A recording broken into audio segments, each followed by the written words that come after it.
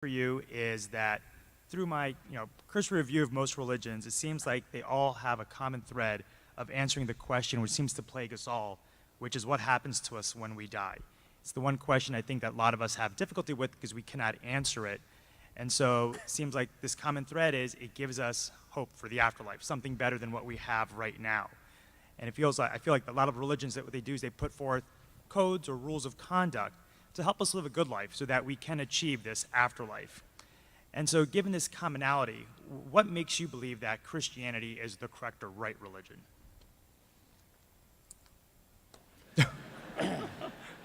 Great question. Great question. And your name is? Suketu. Spell that for me. Suketu. Suketu. I think you've asked a very, very important question. First of all, let me qualify it a little bit, and I'm sure you already know that not all religions talk about an afterlife. Mainly the monotheistic ones do. The pantheistic ones are reincarnation. Even the reincarnation between Buddhism and Hinduism is a little different. In Hinduism, it's the transference of identity one into another in a different form. But in Buddhism, it's not even sure whether it's the identity that's transmigrated or just another form of essence that has emerged. A worldview is built not on one line of argument. A worldview is built on a connected series of arguments. And if a worldview were just built on one line of argument, I think this is the mistake naturalism often makes. It'll take sort of one argument that it has in its favor and forget all the myriad other questions that emerge. When I look at the person and the work of Jesus Christ, this is the most important question I had to ask. Now, granted, I asked it in reverse fashion because I was on a bed of suicide, a Bible was brought to me, and I prayed a prayer of desperation. I grant you that. I just had no hope. But I read the verse, Jesus said, because I live, you also shall live. I just said, this is talking about a life that I don't have. And maybe this is the life I need. And so I prayed that prayer. But then I made a prayer commitment right on that bed. I was 17, and I said, Jesus, if you're who you claim to be, I will leave no stone unturned in my pursuit of truth. Because my goal was truth. Pragmatically, it made sense for me to hang on to a life jacket that was thrown my way. But then I began my years and years and years of study.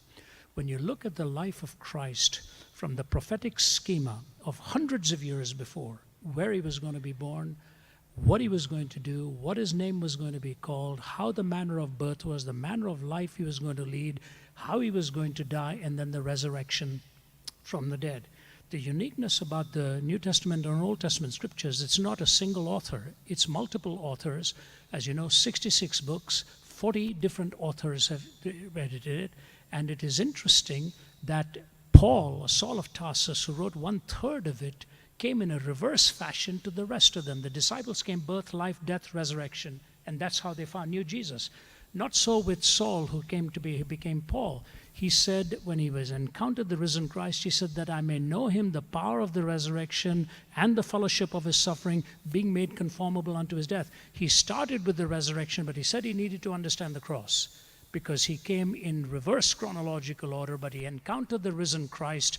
The conversion of Saul of Tarsus and Thomas especially, these two dramatic conversions are powerful witnesses of what happened. Saul, who was killing them, he was standing there watching Stephen being martyred and kept the clothes of those who were stoning him. Thomas, who said, I'm not going to believe until I see the resurrected Christ myself. And he went to India where there are 330 million deities. And he went and preached the gospel of Jesus and paid with his own life. That kind of dramatic transformation took place not because of just one event, but a connected series of events. So, here's the bottom line. A worldview is built around 4 questions: origin, meaning, morality, and destiny. Origin, meaning, morality, and destiny. And there are 3 tests for truth: logical consistency, empirical adequacy, and experiential relevance. Logical consistency, empirical adequacy, and experiential relevance. 3 tests for 4 questions. And when you take the prophecy of Christ hundreds of years before, from his virgin birth, you take the purity of his life, unmatched, totally unmatched till this very day. Then the death that he promised for the forgiveness of sins, and then the resurrection. As an Easterner, I asked myself this question. When Jesus was asked how he was going to demonstrate it, if he were a fake, he would have said, I'm going to spiritually rise again. And they would never be able to falsify it. But he said, I'm bodily going to rise again. That is an empirically falsifiable dictum. All they would have had to show was the body and say, where is he? You said he was going to rise again. So it's in the whole schema of the prophetic corpus, the hundreds of years, the multiple authors pointing towards the same person, from his virgin birth to the purity of his life, to the death on the cross for forgiveness when he said, Father, forgive them because they don't know what they are doing, and then the resurrection again. My 4 questions are answered correspondingly with truth on specific questions and coherently when all of the questions are put together and answers are given. So to me, first of all religions are not the same. They are actually, people say they're fundamentally the same, superficially different. Actually, they're fundamentally different and at best superficially similar. And the fundamental difference that you see in Jesus Christ is in his uniqueness and exclusivity of his claim and the embrace that he gives to all humanity, the perfection of his life, the purity of his life, the death and the resurrection. To me, that coherence of his answers convinces me that he is who he claimed to be. And truth, by definition, is exclusive. All truth claims to be exclusive. Buddhism claims to be exclusive. Hinduism claims to be exclusive. They all have exclusivity built into that.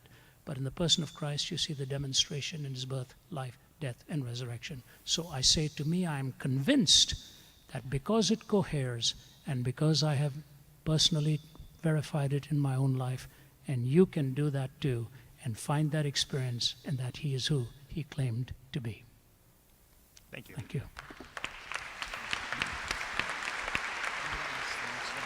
I'm going to ask the next one from Twitter. Just to add something that Ravi's already mentioned, but the resurrection was particularly key for me in my investigation of this. I was studying philosophy. It was very important to me not to have to take some blind leap of faith.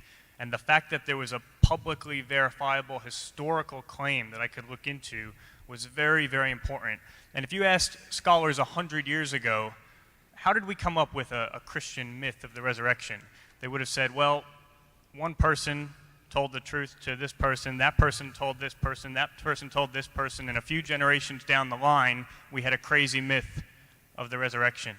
Since then, in the last couple of decades, scholarship has really turned around on this question, in part because there are a few places in the Bible, in particular a passage at the beginning of 1 Corinthians 15. Maybe you can have a look at it later, but it's a very early creed, and it lists all of the people and the groups that Jesus appeared to. He appeared to individuals and to groups at different times, in different places, doing many different things.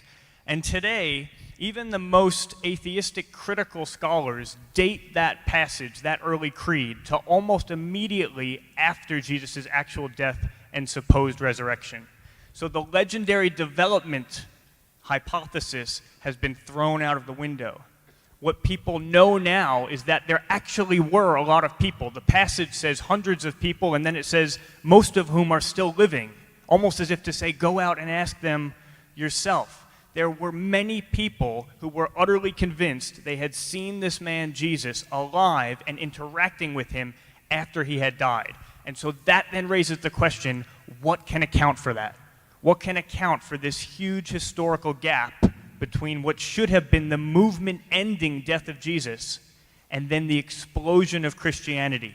Jews worshiping a man as God, unthinkable. The Sabbath changed from Saturday to Sunday, unthinkable. What bridges the gap which is there no matter what you believe? That's the question for anyone. Christians bridge that gap with the resurrection. When I was looking into this as a university student, I asked the top 2 skeptical New Testament scholars at Princeton to meet up for a coffee to talk about this, because I said, this is what I've just laid out for you. This is what I'm seeing. Here's the big gap. And I thought, okay, Christians fill that gap with the resurrection, but surely those who aren't Christians must have equally plausible alternatives. And I said to them, how do you fill that gap? And one of them glanced towards a mass hallucination hypothesis, which isn't taken seriously in the literature. She wasn't glancing towards it with any conviction either. There's simply too much data, too many appearances, too many people. Hallucinations are things that happen to individuals, not to groups. The other one, who was a historian, simply said, I'm not interested in that question as a historian. There was some sort of assumption that because it was a miraculous claim, it was therefore not within the remit of proper history, and I've never understood why. So for me, the resurrection, the fact that you could have arguments that you can consider for that blew my mind. I just assumed that's an ancient claim that we could just never know whether that happened or not. But actually, you can look into it, and you can look at the facts, and then you can ask the question, what best explains the facts? And the reality is that today in the scholarship, the only explanation which is given any degree of credibility is the fact that Jesus actually rose from the dead. Every other explanation has been completely undermined, and so I think it is a rational decision to say that actually happened, and then to take that next personal step of praying a prayer like the one that I prayed, which was, God, the Christian God, I don't know if I'm talking to anyone, but if I am, I'd really